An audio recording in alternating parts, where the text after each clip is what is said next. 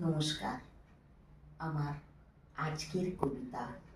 আধুনিক কবি শুভ দাশগুপ্তের সার্থক জনম। যে ছেলেটা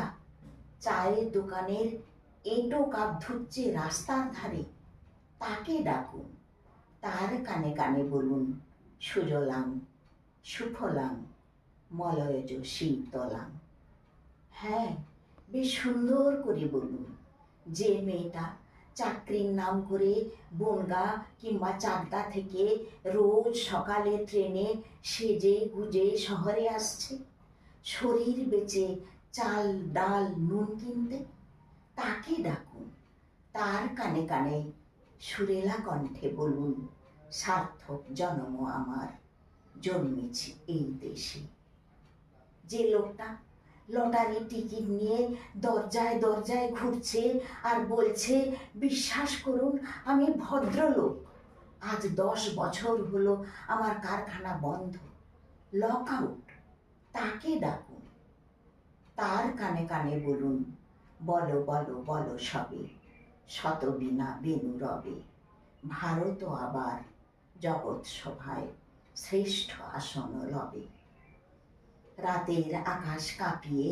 অঝোর ধারায় বৃষ্টি নামলে যে মা আজও লণ্ঠন হাতে তার টালির ঘরের দরজায় ঠায় দাঁড়িয়ে থাকেন তার খোকন ফিরে আসবে বলে, যে খোকনকে এমনই এক বর্ষার উন্মত্ত রাতে কালো গাড়ির পুলিশ ডেকে নিয়ে গিয়েছিল, আর পরদিন বড়নগরের রাস্তায় ভোরের ঘুম ভাঙা কুকুর প্রথম দেখেছিল যার গুলিবিদ্ধ রক্তাক্ত লাশ, সেই মাকে ডাকুন, তার কানে কানে বলুন হাম বুলবুলি হ্যায় ইশকি, ইয়ে গুলশিতা হামারা, সারে জাহাঁ সে আচ্ছা হিন্দুস্তা হামারা। সবাইকে সব কিছু বলা শেষ হলে শুনশান শীতের রাতে